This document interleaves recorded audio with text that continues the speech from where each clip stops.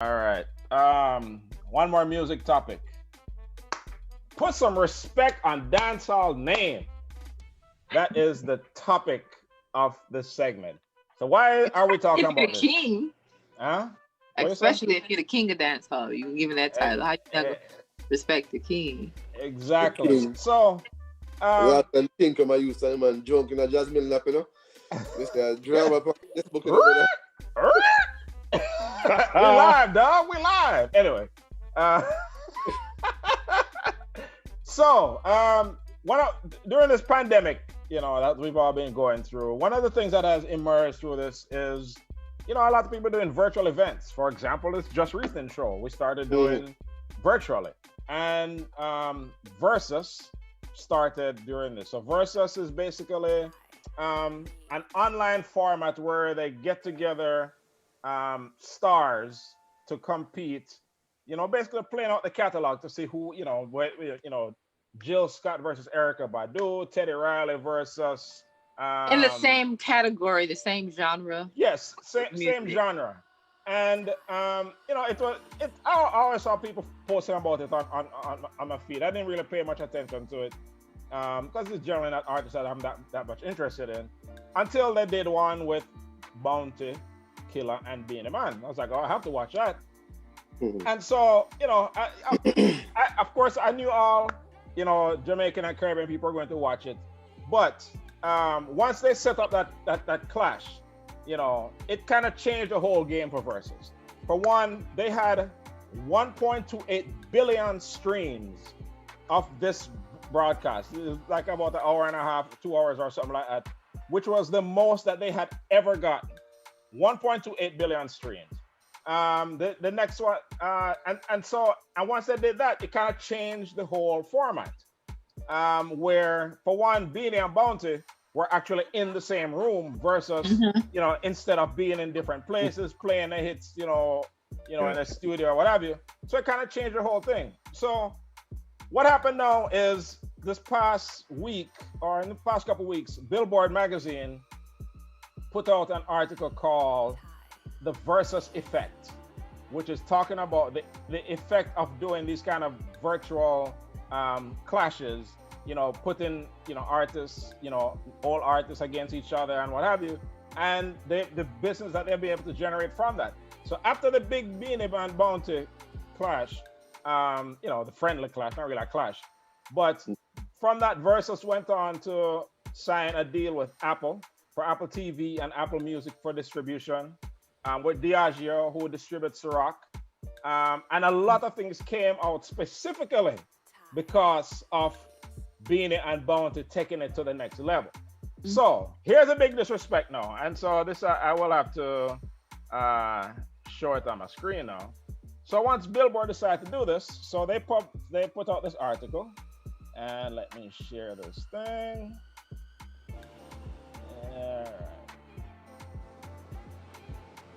All right. So here's the headline.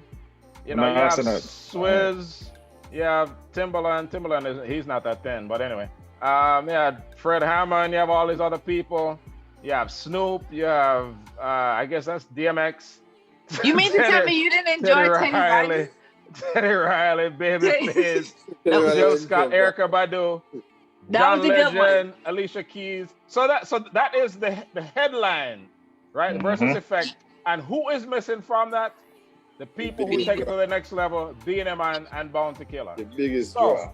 Yeah, man. So with that said, so that's the background of all of this. So let me just kick it off with a question. Do you think that dancehall gets the respect globally? Not in Jamaica. We know Jamaica, locked on the dancehall scene.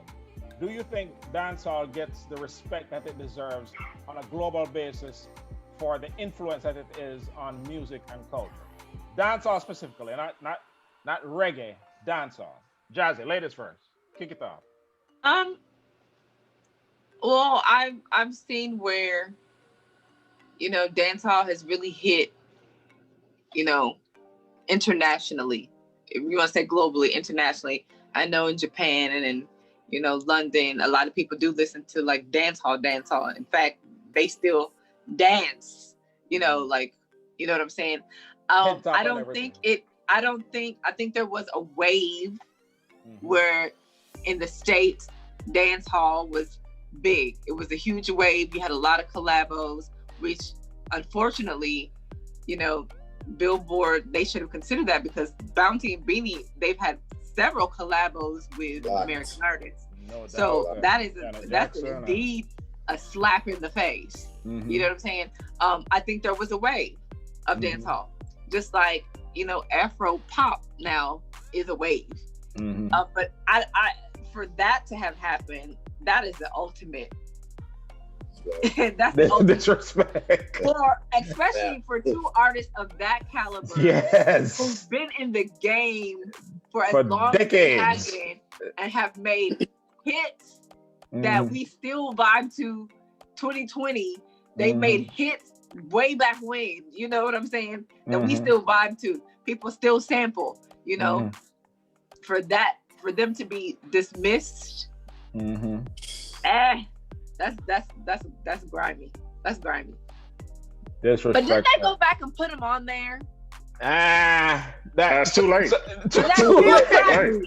I just think too late. Your first thought is always your true thoughts. Yes. I'm not justifying it. I'm not justifying it at all. And actually they didn't, because what I put up was the article as it exists today. I think, what's the name? Swiss Beats, they put out a Photoshop version of it, you know, they saying... did. Yeah, they did. You know, and they apologized. They spoke on it. But, you know, it's not their thing to do, right? It's not their magazine. You know, that's Billboard not respecting the craft. Yeah, but you have to think about it as a whole. Like, people in general, like, all right, us four here, we would understand the effect Bounty Killa and Beenie Man will have, or would have, on music as a whole, because we follow them from 90s all the way up to now, right? So, take a backstory now, right? You think about the article that was written. I haven't read the article. My wife did. And I mean, just before I came on the show, I was speaking to her about the topics we were going to talk about. And then me and her started talking about the article itself and what it said. I haven't read it, but she was telling me what the article said, which is basically everything you just said about Beenie and Bounty. You know what I mean? But the person who wrote the article don't have, I guess, contact or any knowledge of who is putting out the picture, or any say so over who or what the picture should be, or who should be on the picture. I don't know. But the article really gives Beenie and Bounty, from what Michelle was telling me, the article really gives Beenie and Bounty the all their accolades. You know, all of the big up they should. That's a horrible, horrible mistake as a journalist. Exactly. As a journalist, I agree. You're supposed to be privy and knowledgeable of anything that you post and whoever is involved in what you're writing about. Billboard is that big of a, you know, iconic. Right.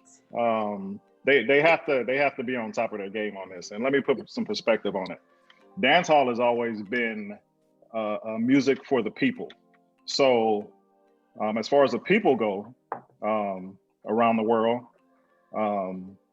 you know, it's not really ever on the Billboard charts or what may have you. So among the people, it's popular. Now, the people that basically compile the Billboard charts, they don't, like Mr. Manu said, they don't know anything about dancehall. They don't know who's popular. They don't know, you know, what's what. So all they're really looking at for the article is numbers. They can't relate to it at all. So when you think about things like that, when it's driven by the people, and the people don't have any say on what's basically listed on the charts, it makes sense that they would overlook something like that. I mean, it's disrespectful, but it's not surprising to me at all. So it's like an attraction thing as well. Let me say one more thing, because I'm gonna bring Michelle back into it. Before this Verzuz thing even happened, me and my wife got into a big argument about this Verzuz thing. That's clashing. Yeah, Are we start this? No, listen. That's what I'm telling her. I'm like, listen, you don't understand. Ain't no way in hell Beenie Man and Bounty Killa gonna be in Jamaica together and not be on the same stage. Yeah. It's like, yeah, we gonna see. We gonna see. Go back to Boom I said, Shot. ain't no way Boom in Shot. hell Beenie Man and Bounty Killa won't be competing. Like it's an act. Yeah. We gonna see. It's not about dancehall. It's not about clashing. It's not about this. I'm like, Shell, you don't understand. It's different. But the numbers spoke for themselves, and you know. Yeah, And so they should have looked at the numbers of the viewers before even. Yeah, but the viewers don't buy the magazine though. If you think about going to buy the magazine or where the magazine is going to be, they'll put the pictures of people that's going to be familiar. My thing is this: I haven't read the article either. I mean, I pulled it up and I skimmed through it, but in the world that we're in today, people read headlines and they look at pictures. Right. So that most people will not read that whole article, but they will look and see the picture on it and hey, who are those guys and so on and so forth. You know what I mean? So and so Bounty, I was reading another article. So he said he and Swizz had known each other for years, and so he said you don't put any fault on him. But from the people who were researching, so talking about numbers, right?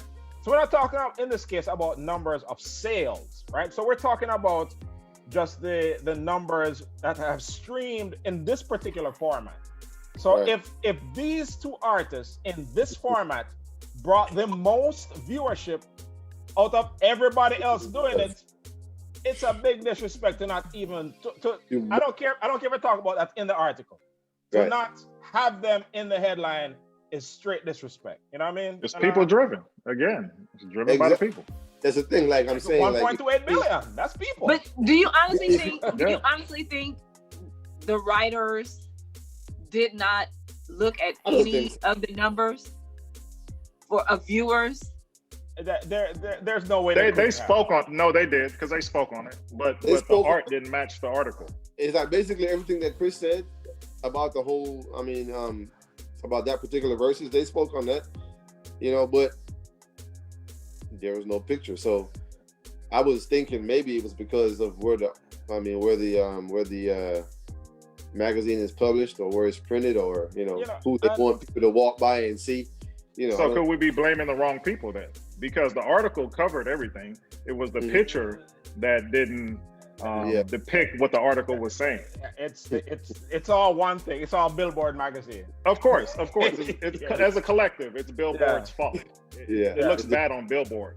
But they dropped the ball big time. Yeah. But you know what? So to me, this is not an isolated incident, right? I think basically, dancehall, as Jasmine properly pointed out, there was a wave. So like 2003 and so with Sean Paul and a lot of collabs going on, and that we really dance. You could go all the way to 2020, like 2015, 16, because that's when I guess Drake became Jamaican. Right. He became the best Jamaican rapper in the United States. That's exactly where I was going next. So basically, you had people who have straight up dancehall beats in their songs, but don't call it dancehall and don't give credit to dancehall. So like Richard Stevens did a video about that, and Vegas did a video about that. We're talking about they're taken from our culture, and no problem, yes, but credit where it comes from, because when you credit because they actually like make up a name for it, so this is like Caribbean soul or something like that. It's dancehall. It's straight up dancehall. Caribbean fusion and all this other kind of stuff. That's so tropical way. So if you call it what it is, now the people who are really doing dancehall, that will help them get a bigger market, get a bigger buzz. So it is, this Verzuz thing is one part of a bigger picture. Take it. Even Kanye West take Fuzzy Jones on it. Of course, but we can take it back to hip hop. Period. Hip hop is. You want to talk about where hip hop came from? Exactly. African Bambaataa. Jazzy. Nice try. Big Herb. Oh, you hang up on people. Let me click here. How about Cool Herc? Yeah, Cool her. So Cool actually, Cool Herc. I think the article said that Yes. that this is what the 47. That was this past August was like the 47-year anniversary since basically Cool Herc string up his sound in his it was a Bronx, in his Bronx, yeah. Bronx up, and basically that was the beginning of hip hop. So let me kind of take this in a different direction. So we've kind of acknowledged that dancehall has been disrespected. With that said, we can establish that. So what do we do, and how do we? And this is just something for we as the global. It's not just the artists, because it wasn't just the hip hop artists who helped hip hop bust globally. It took other people doing different things, put into a movie like Breaking and what have you. What are some things that need to be done to get dancehall more, respected globally? Because Shotas too. What's up? Shotas too. Shotas, more shotas. So that. What do we need to do? When I say we, like I said, it just needs to be. It's more than an artist. An influx of artists, getting back out there, because a lot of African artists, these Afro pop, all that, they putting out music. They got more than music, music, creating whole albums. Straight from the motherland. So just like how that wave hit, whatever was happening then, whatever was the inspiration, put the music out. Put the music out. Right. So the way I see it, and actually, something I hadn't really thought about, but I thought everybody kind of knew for a fact that reggaeton is basically dancehall. That's where it came from. No, they don't know. I'm from the word. They added a few more drums, and because I remember back in the early 90s, there was a boom 99, and that's basically that same like a beat is what reggaeton come out of. It's Budge right here talk about it for the first time, where I'm saying, reggaeton, they don't credit dancehall at all when it's obvious that's where it came from. But and that's where it starts. It starts with the dancehall artists, the companies, the record labels, from Jamaica, actually making people pay and be liable for what they created. We don't do it. We don't do it whatsoever. I've heard there are a couple of instances where dancehall artists got paid, for music that they've done or music that was copied or reused. And the amount was minimal. It was like 10, 20 grand and things like that. When money in music, as far as residuals and points and things like that, is astronomical. So, it really takes somebody taking a stance and saying, hey, look, we created this, taking it to a higher court and getting paid and setting a precedent. We don't do it. And that's just the fact of the matter. No, but it just more the most focus need to be placed on dancehall business more than anything. Just like you said. Exactly. The business of dancehall. Yeah. Right. Not just a hustle. Man, a hustle. Exactly. Yeah. We think short term, okay, all right, they're gonna use this beat or whatever, or this verse, and let me get a 20 grand off it. Forget that. No, let me get points on the record or a piece of the record, and my family will eat for the rest of our life. You know what I'm saying? Like, forget short term, think about long term. And speaking of that, there's Master P has a series out, No Limit. It's like a 5-part. Everybody should just go take a look at that. I heard about it. What's it on? Is it on Netflix or what? It's on Netflix. One of those. Okay. It's on Netflix. It's on Netflix. I've heard people talking about it. Yeah. Definitely. And I would like everybody to take a look at that, because I actually remember, and K Rich can attest to it and all that, when Master P was selling records out of his trunk, in Mo City, and going to U of H and things like that. I remember these things. And for him to be where he is right now and his level of thinking, we all need to take a look at that and see, where he is, because he changed the industry. Yeah. And I say that to say, Everything. us as a people, Jamaicans, we need to look at what he did, because he didn't take a deal. He took a chance on himself and made billions. Okay. And not only himself, but everybody around him ate. You understand himself? And he made sure of that. But anyway, take a look at that. He could have been the first billionaire if everybody around him didn't eat. Yeah. You know what I mean? Yeah. That's a great point. He's the ultimate hip hop hustler, because if you think about it, he's mastered every level of that game. Master P played in the NBA, I think, or played in the CBA. Yeah, he did. Charlotte. NBA. Master P, he was a sports agent. Master P owned a phone company. He got a clothing line. He acts. He's a producer. He's an executive producer. He's a rapper. He's a Jamaican. He's on Nickelodeon. By default. Go from the Calio Projects to Nickelodeon. You the ultimate. Hold on. Shoe company. Rice. Everything. Okay. I got to watch this. So that's a great point, D.